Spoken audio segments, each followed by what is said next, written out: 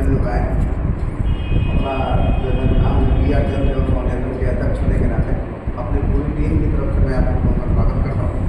और सबसे बड़ा जो है तो मुझे हैरत लगे तब हुआ कि इतना अच्छा व्यवस्था हमारे जिनको हमने अपना रंजन सर को दिया था, थोड़ा खराब हुई। रंजन सर को यहाँ का व्यवस्था करने का जिम्मेदारी है और बहुत बताया वो भी अकेले। हालांकि मैंने इनको बोला था कि सबका नंबर भी दे दिया था और इनका भी नंबर ग्रुप में डाल दिया था कि जो भी लोग हैं इनको सपोर्ट करें।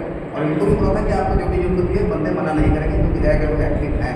और एक्चुअल में अपने डिस्ट्रिक्ट में अभी तक मैंने पिछले 3-4 महीने से हम लोग लगे हैं बिहार जो अभियान मिशन क्रांति, लेकिन सबसे ज़्यादा गया एक्टिव दिखाई दिया मुझे।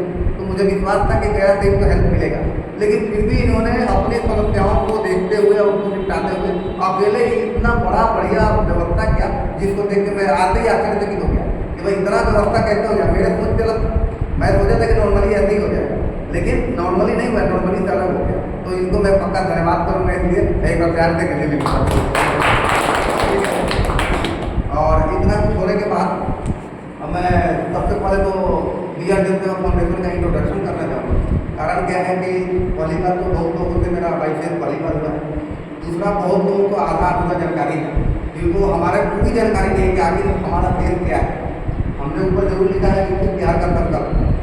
विकसित बिहार का संकल्प जरूरी था, ये इसलिए लिखना जरूरी था कि हमारा जो फाउंडेशन खड़ा हुआ है ये केवल और केवल पर्टिकुलर किसी वर्ग विशेष को लेकर नहीं खड़ा हुआ, केवल और केवल फौजियों के लिए नहीं खड़ा हुआ। हम चाहते हैं कि हर समाज को उन्नति का मौका मिले और हर समाज उन्नत हो, चाहे वो सिविलियन हो, फौजी हो, चाहे किसी भी जाति धर्म से अपना बिलोंग करता हो। तो इसीलिए इसका ये टाइटल सबसे पहले दिया गया विकसित बिहार का संकल्प, ताकि सिविलियन को ये मैसेज जाए कि अब तक तुम किसी और के भरोसे रखते थे, चाहे नेता हो चाहे मंत्री, उन्होंने क्या किया नहीं किया उसका मतलब नहीं। लेकिन क्योंकि हम लोग समाज में रह रहे हैं और समाज में रहकर ही आदमी किसी के बारे में परिकल्पना कर सकता है, किसी चीज़ के बारे में सोच सकता है, समझ सकता है। जिसने धूप देखा नहीं उसको गर्मी का टेम्परेचर में क्या पता है। तो इसीलिए हमने ये टाइटल दिया ताकि सिविलियन को ये अंदाजा लग जाए कि अब बिहार के फौजी केवल अपने बारे में नहीं तुम लोग के बारे में सोचते हैं। और इसीलिए हमने नारा भी दिया था कि अपनी रक्षा, अपनी सुरक्षा और अपनी व्यवस्था हम खुद करेंगे। अब तक हम लोग किसी दूसरे के भरोसे थे, अब किसी और के भरोसे नहीं रहना, चाहे हम फौजी हो या सिविलियन। हम सब मिल के एक साथ अपने तरीके से अपना व्यवस्था करेंगे, अपनी रक्षा करेंगे और अपनी सुरक्षा करेंगे। तो ये मोटे तौर पे मैंने बताया, लेकिन एक्चुअल में हमारे फाउंडेशन का हमने क्या रूल बनाया है उस पर मैं थोड़ा प्रकाश करूँ। सबसे पहले तो हमारे फाउंडेशन में अभी फिलहाल 3 सदस्य को एंट्री मार्क किया गया है बाकायदा डॉक्यूमेंट। बाकी और लोगों को भी करना है, लेकिन उनको रोकने का कुछ रीजन था, इस वजह से रोका गया। उनका लास्ट बताऊँ कि क्यों रोका गया। हालांकि उनको एंट्री करना है, उनको सदस्यता उनके तौर पर देनी है ताकि उसी तरह कार्रवाई करने के लिए बनने चाहिए। अकेला तो बिना नहीं कर सकता, लेकिन अभी हम मात्र 3 लोग हैं। अध्यक्ष के तौर पर मैं और कोषाध्यक्ष के तौर पर हमारे डायरेक्टर हैं जो अभी आपके सामने अभी तक आए नहीं हैं, बैठे हुए हैं इधर ही। और सचिव में हमारे राम प्रकार सर मुंगेर से, और वैशाली से हमारे हो गए विवेक सर और मैं खुद पढ़ना। तो एक्चुअल में हमारा ये फाउंडेशन SBI के मुद्दे पर करा। SBI में जो धांधली हुआ था पिछले कुछ दिन पर, तो वहाँ पर हम लोग SBI में गिरावा करते और वहीं से एक मैटर उठा था कि अगर SBI की समस्या है तो केवल यही समस्या नहीं मिली आती, बिहार के अंदर कई समस्याएँ हैं जहाँ पर फौजियों को दिक्कतें हो रही। तो अगर करना है तो कुछ ऐसा होना चाहिए कि सारी समस्याओं का समाधान। तो बहुत लोगों का जब समुदाय का जब हमारे को सपोर्ट मिला तब हमने बोला कि ठीक है अगर ऐसा है तो हम लोग एक संगठन तैयार करें। हालांकि ऐसा नहीं है कि बिहार का संगठन ही नहीं, बिहार में आज 16 संगठन एक्टिव है, लेकिन नाम के लिए, जिसमें से आधे तो आपको रजिस्टर्ड नहीं है और आधे जो रजिस्टर्ड हैं वो सारे का सारी राजनीति में संलिप्त हो चुके हैं। कोई बीजेपी का झंडा उठा के चल रहा है, कोई RJD का झंडा उठा के चल रहा है। ऐसा हम नहीं बोलेंगे कि सारा राजनीति खराब है, सारी राजनीति भी खराब नहीं, लेकिन राजनीतिक माहौल इतना गंदा हो चुका है कि अगर हम राजनीति से थोड़ा सा भी लगाव बढ़ा देते हैं तो उसमें क्या है हमारे को प्रश्न लगता है। और दूसरा, राजनीति शुरू से चाहे आप भारत के घाट से ले लीजिए, चाहे मतलब द्वापर कहता है इसको हर जगह से देखिए, तो राजनीति एक ऐसा चीज़ है जहाँ पर हर कोई अपना फायदा देखता है। जब तक उसको आपका फायदा दिख रहा है तब तक आपको यूज करता है, तो जैसे उसका फायदा निकल जाता है आपको कचरे के डब्बे में फेंक देता है। तो हमारा सिद्धांत ये रहा कि जो हम ये फाउंडेशन का निर्माण करने जा रहे हैं, राजनीति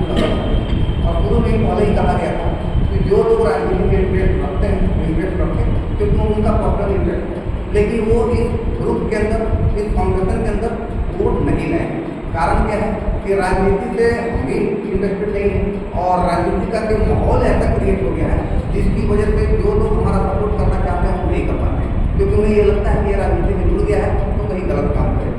तो इस वजह से जो है वो ये पहले बताया।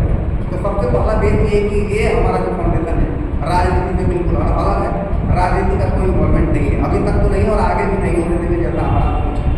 ठीक है, अब इसके कुछ रूल रेगुलेशन इस तरह से बनाए गए हैं कि एक एक करके सारे पॉइंट बताऊँगा।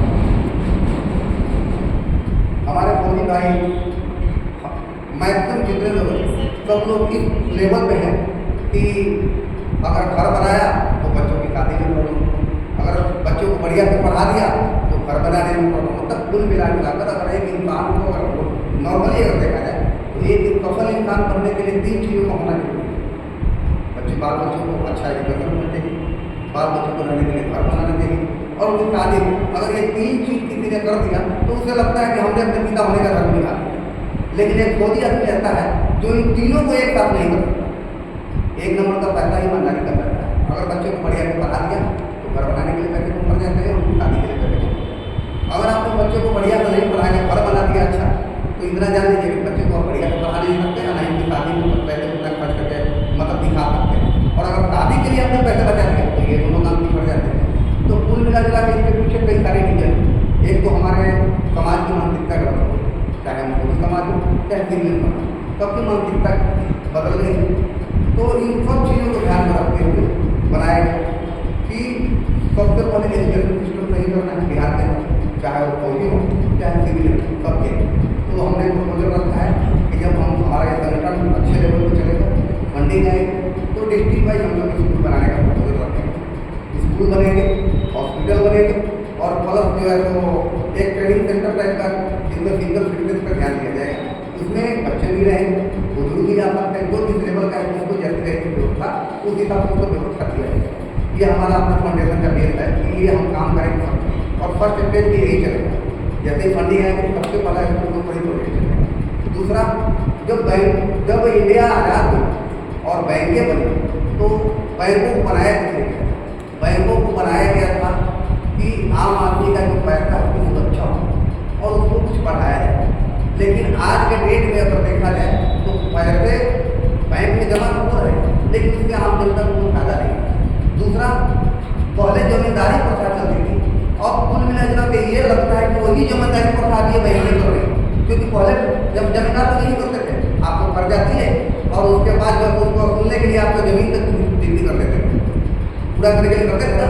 और आज बैंकें भी यही काम कर रही है। तो हमें नहीं लगता कि ये बैंक आज के डेट में एक जमींदार है जो हम लोगों का पैसा लेता है, 2-4-5% हमें दे दिया और जब हमें जरूरत पड़ती है तो हमें 14% पे लेना पड़ता है। और अगर हम उसे टाइम से ना पूरा करें तो हमारे घर तक पूर्ति हो जाए। तो कुल मिला के मेरा एक उद्देश्य ये भी रहा है कि अगर हमारा ये फाउंडेशन अच्छे लेवल पर चलता है आप लोगों के सहयोग से और फंडिंग आती है तो हम किसी फौजी को बैंक तक नहीं आए, बाकायदा यहाँ पर सहयोग करें, लाख 2 लाख जो भी सहयोग जरूरत पड़ती है।